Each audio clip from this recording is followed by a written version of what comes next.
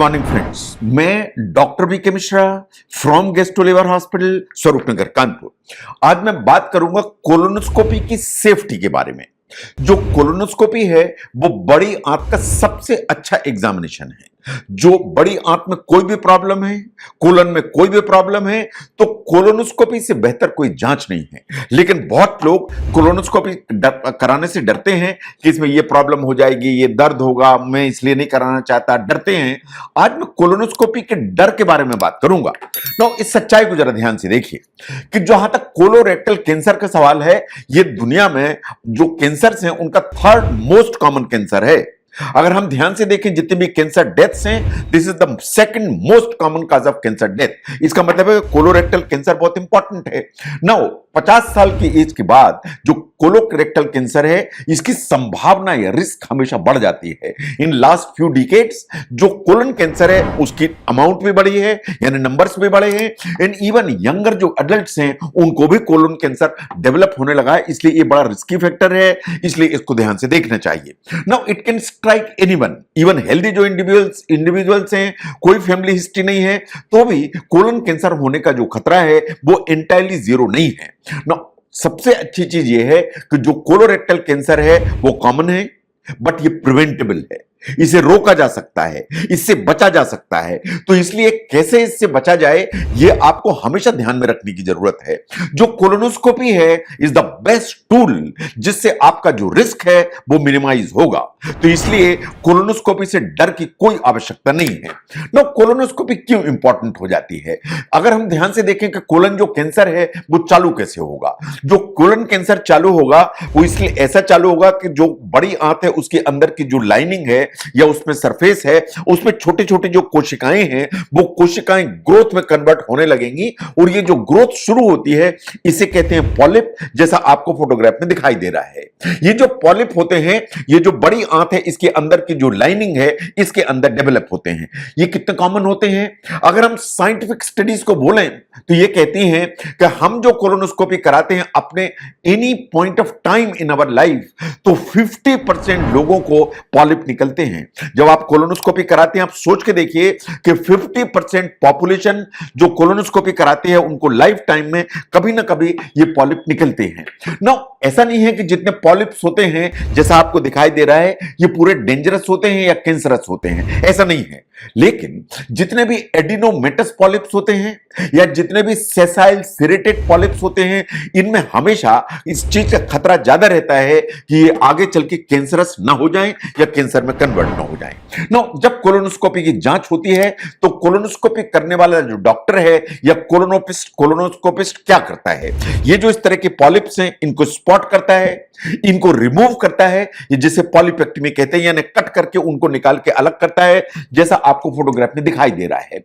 And उसके बाद ये जो पॉलिप है इसकी बायोप्सी हिस्टोपैथोलॉजी की जांच कराई जाती है इस चीज को देखने के लिए कि इसमें कहीं कोई कंसर्निंग प्रॉब्लम तो नहीं है। और इस तरह का पॉलिप अगर आपका बाहर हो गया तो आप खुद समझते हैं कि आपको कोलोरेक्टल कैंसर होने का जो रिस्क है वो कितना कम हो गया।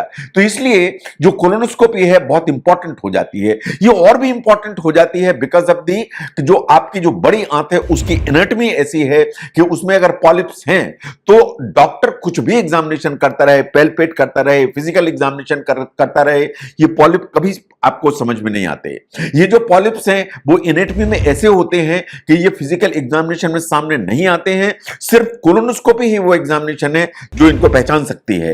एंड ये भी बात सही है कि जब तक इस तरह की जो पॉलिप्स हैं वो बहुत बड़ी साइज में ना हो जाएं या जो है ना वो कैंसर में ना कन्वर्ट हो जाएं, तब तक ये कोई लक्षण भी लेके नहीं आते हैं। तो दोनों चीजें इंपॉर्टेंट हैं, इसलिए कोलोनोस्कोपी इंपॉर्टेंट हो जाती है। नाउ अगर हम ध्यान से देखें कि जो कोलोनोस्कोपी है, जो स्क्रीनिंग कोलोनोस्कोपी की बात है, वो इसलिए करानी चाहिए कि इससे आपके पॉलिप्स पहचान में आए और वो जो पॉलिप्स हैं वो कैंसर में कन्वर्ट हो उसके पहले उनको निकाल के अलग कर देना चाहिए।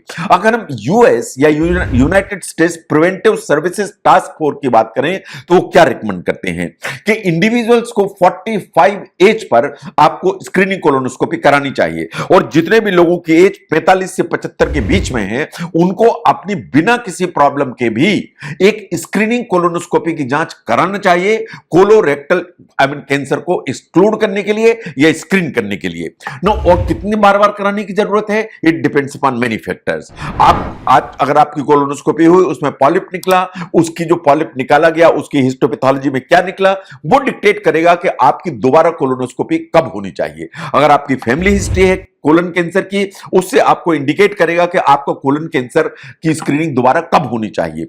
नो, अगर आप समझते हैं कि आपने वो सब कहानियां सुनी है कि कोलोनोस्कोपी में बड़ा दर्द होता है, कॉम्प्लिकेशन का डर रहता है, तो आई टेल यू, जो कोलोनोस्कोपी है वो एक्सट्रीमली सेफ प्रोसीजर है, आपको बिल्कुल भी डरने की जरूरत नहीं है। ये बिल्कुल बात सही है कि किसी भी प्रोसीजर में कुछ कॉम्प्लिकेशन हो सकते हैं, लेकिन जो कोलोनोस्कोपी इज एंटायरली सेफ, या जो कुछ भी आप समझते हैं कि परेशानियां हैं वो इस पर डिपेंडेंट होती हैं कि आपकी एज कितनी है, आपको साथ में और दूसरी कौन सी बीमारियां हैं, उन बीमारियों की आप क्या दवाइयां ले रहे हैं, एंड आपको जो कोलोनोस्कोपी की जा रही है कहीं कोई अंडरलाइंग सस्पेक्टेड डिजीज तो नहीं है, वो भी डिटरमाइन करती है कि कहीं कोई प्रॉब्लम तो नहीं होगी। नो, क्या रिस्क हो सकती है? Number one is the dehydration. जो आप कोलन को साफ करने के लिए पीते हैं या कोलोनोस्कोपी की प्रिपरेशन के लिए जो आप लिक्विड पीते हैं, वो वास्तव में कभी लूज मोशन कराती है। वो जो लूज मोशन कराएगी, अगर ज्यादा कराएगी एंड आपने लिक्विड ठीक मात्रा में नहीं लिए, तो कभी कभी शरीर में पानी की कमी या डिहाइड्रेशन होने का खतरा रहता है। वो सबसे अच्छा यह है कि वो जो शीट होती है साथ में इस तरह के लिक्विड्स के, उसको फॉलो करिए एंड अच्छी मात्रा में पीने वाली चीजें लीजिए, plenty of water, green tea लीजिए, ब्लैक टी लीजिए, ताकि आपको शरीर में पानी की कमी न होने पाए। नंबर 2 पर आती है ब्लीडिंग।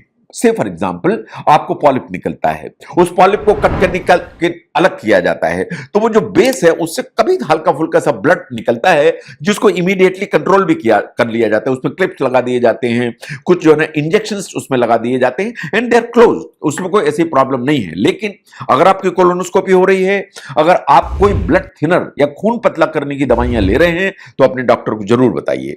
आपको अगर कोई जो ब्लड डिसऑर्डर है, अपने डॉक्टर को जरूर बताइए, सो दैट बिफोर हैंड अगर कोई प्रिकॉशंस लेनी है तो उनको लिया जा सके। नो, सबसे ज्यादा आप डरते हैं परफोरेशन से कि कहीं आंत फट ना जाए।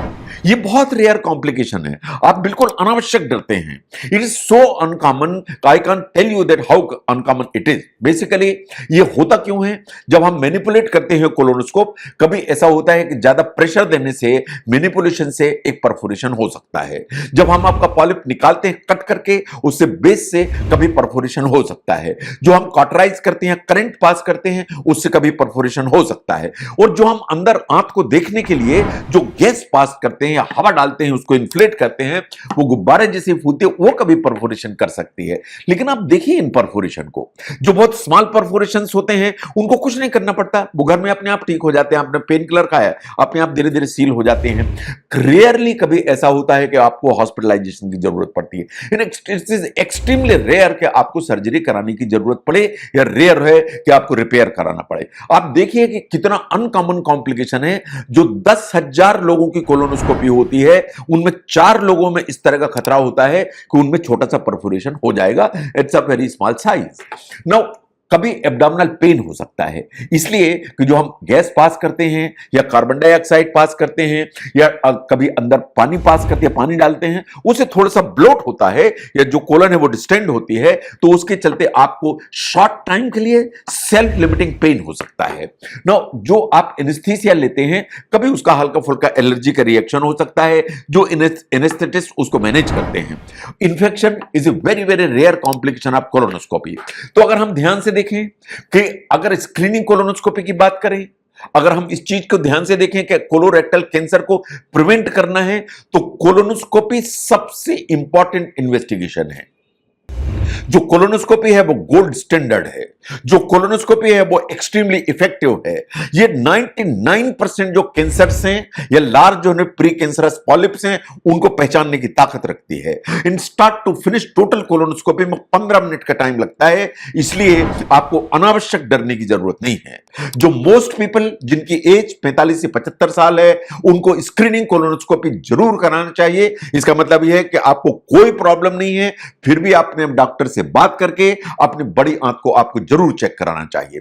75 की एज के बाद आपकी हेल्थ एंड आपकी पास्ट हिस्ट्री वो डिक्टेट करेंगे कि आपको स्क्रीनिंग कोलोनोस्कोपी करानी है या नहीं करानी है। और जब भी आपको शक लगता है, कुछ कोई डाउट होता है या आपकी फैमिली हिस्ट्री है कोलन कैंसर की, अपने डॉक्टर से बात करिए एंड अपना जो इनसाइड है या जो कोलन है उसको कोलोनोस्कोपी से एग्जामिन कराइए। तो जो बड़ी आंत की जांच है दैट इज कोलोनोस्कोपी। जो कोलन की जांच है इंपॉर्टेंट इज अ कोलोनोस्कोपी। कोई भी इस तरह की प्रॉब्लम है जैसे कोलोरेक्टल कैंसर है या जो कोलन में पॉलिप्स हैं या आपकी फैमिली हिस्ट्री कैंसर की है, तो आप मान के चलिए कि जो कोलोनोस्कोपी है is the gold standard investigation. And जो कही सुनी बातें हैं कि कोलोनोस्कोपी में ये खतरा है, ये खतरा है, ये सिर्फ कही सुनी बातें हैं। Colonoscopy is extremely safe procedure जिसके बारे में आपको कोई भी डरने की जरूरत नहीं है। तो सेफ्टी कितनी है कोलोनोस्कोपी की, उसको समझने में इस वीडियो ने आपको हेल्प की, तो इसको जरूर शेयर करें। मैं doctor V K Mishra from gastro लेबर hospital, Swaroopnagar, Kanpur. Thank you very much.